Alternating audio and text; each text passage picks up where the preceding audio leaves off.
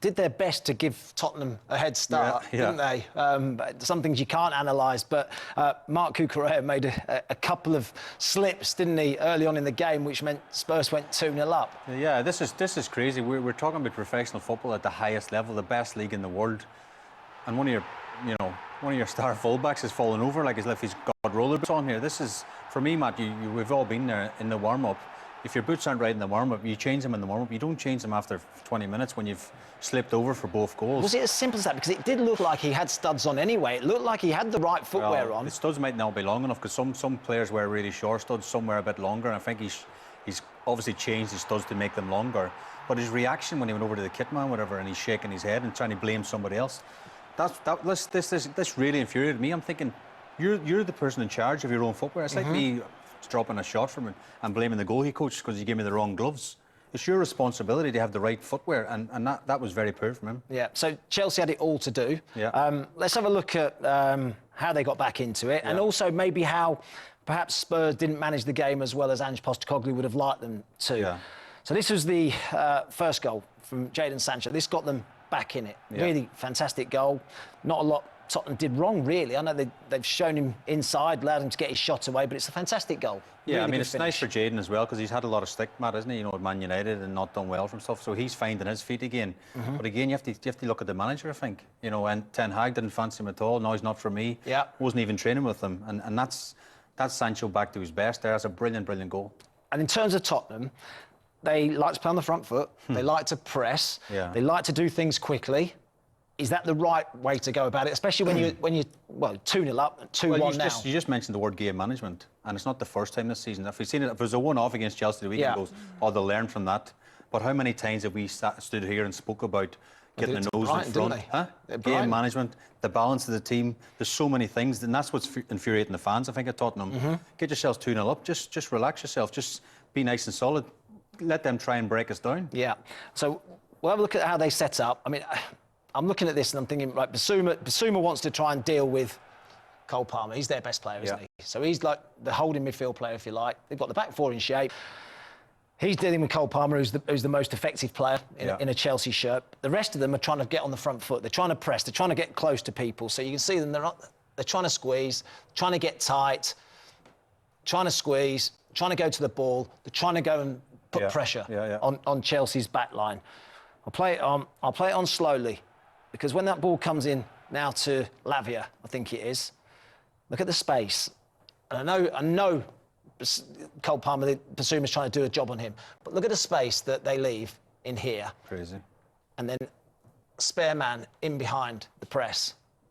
Normally there's someone right up his backside. They're not able to turn. But I think if you go back as well, if you just go back a bit there on Kulusevski, if you're putting your team into press, he's got to go all the way. He's got to sprint in there. Kulusevski will light him up there. Just here, he's got to be in right. As the ball's arriving, he's got to go in there and literally, you know, be taking them out. Like, to even take a yellow card, how often do we see about tactical fouls and stuff? Once they break their press, Kulusevski's nowhere. He's no man's land now. And Basuma's now got a problem. Yeah. Because although he's trying to deal with Cole Palmer, look at the work he's got to do to try and get across to Enzo Fernandez. And look at the many Chelsea players he's faced with. They've got two players now who've broken the lines. You feel for him. You don't know where to go at that point because he's so outnumbered. So Fernandez then gets the space, and somehow they get away with it. But it's a warning, isn't it? It's a warning shot. It's a warning sign. All they learn from that. Now, go back. Sorry, yeah, go on. Well, the ball's gone dead, and I talked about Tottenham how they want to get things underway really quickly. So the ball's gone dead. Have a look at the goalkeeper, Fraser Forster. I'll just play this on.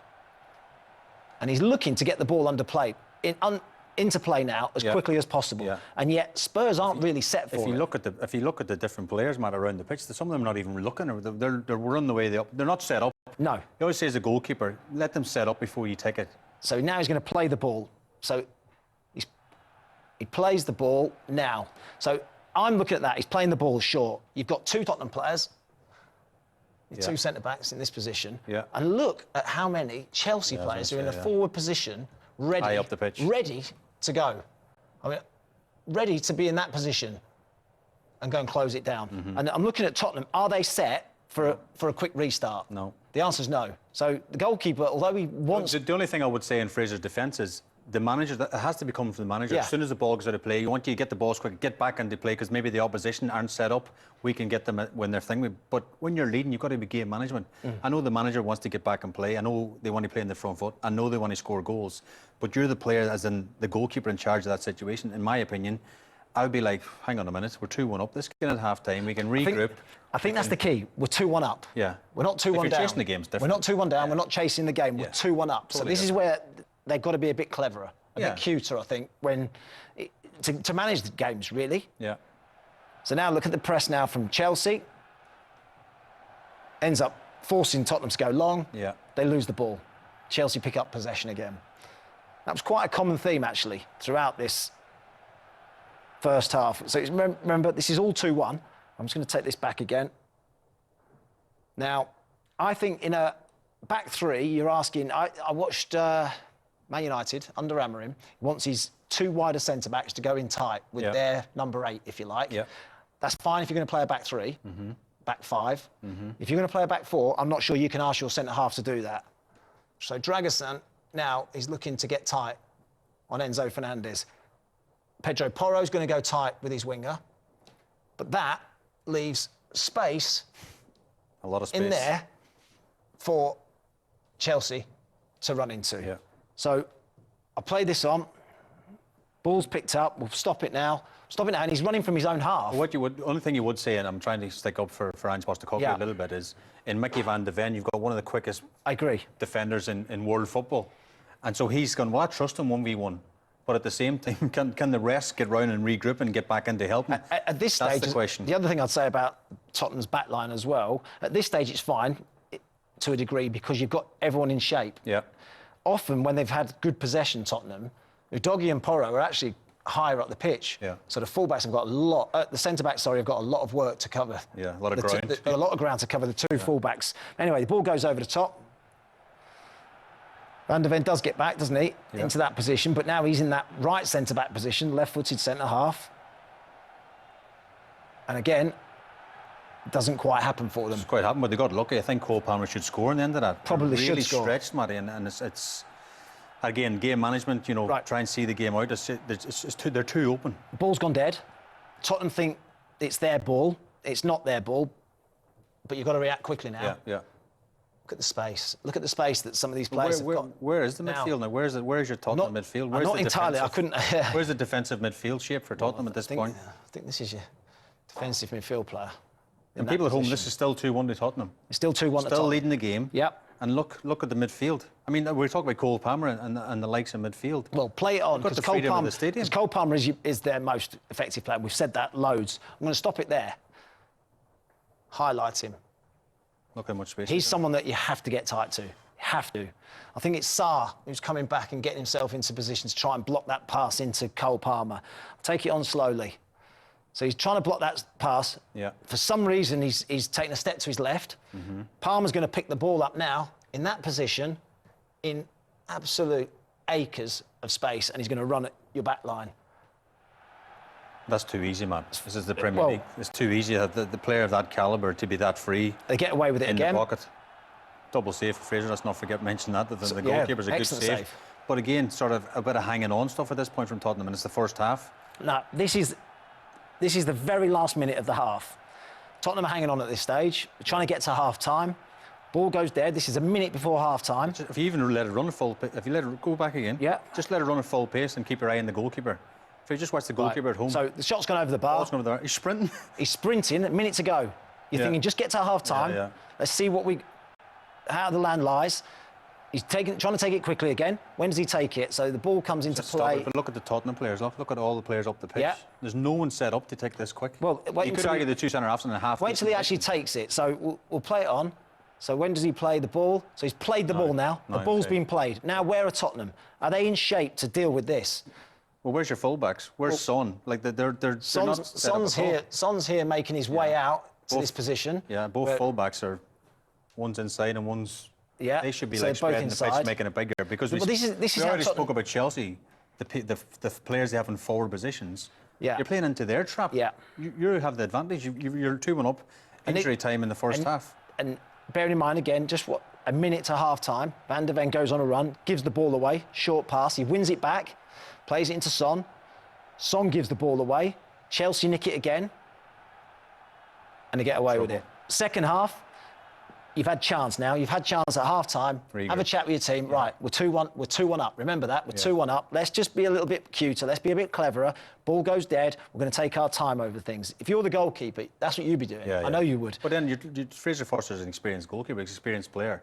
If the manager told me to sprint and get the ball when I'm leading, I would say, no, I don't care. Yeah. I'm going to just use my experience. I'm going to just settle the game down. You know, just kill their momentum. Because Chelsea are trying to build momentum. This is the start of the second half. Remember, they win the header.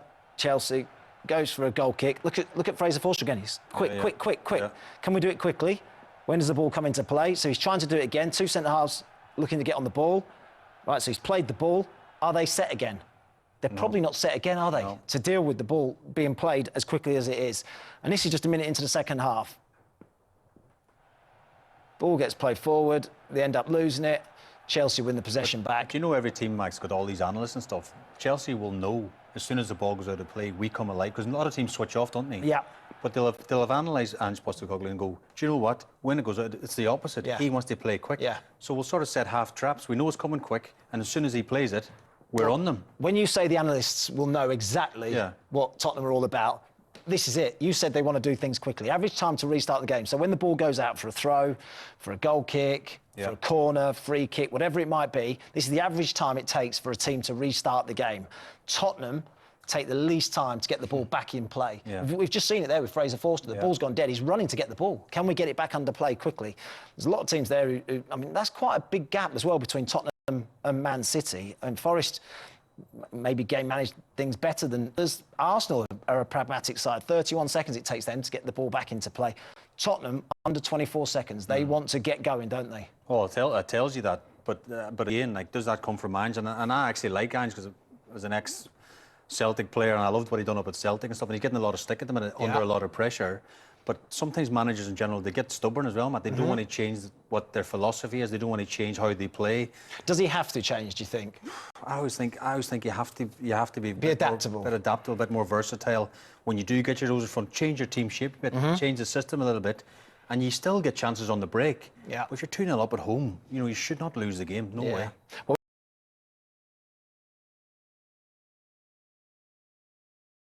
all right, Chelsea went to Tottenham Stadium and then beat them 4-2 after coming back, 4-3 after coming back from 2 goals down, you know, courtesy of 2 mistakes by Cucurella, you know, who slipped twice wearing, a boot that was not suitable for the grass on the day. But what a costly mistake that would have been.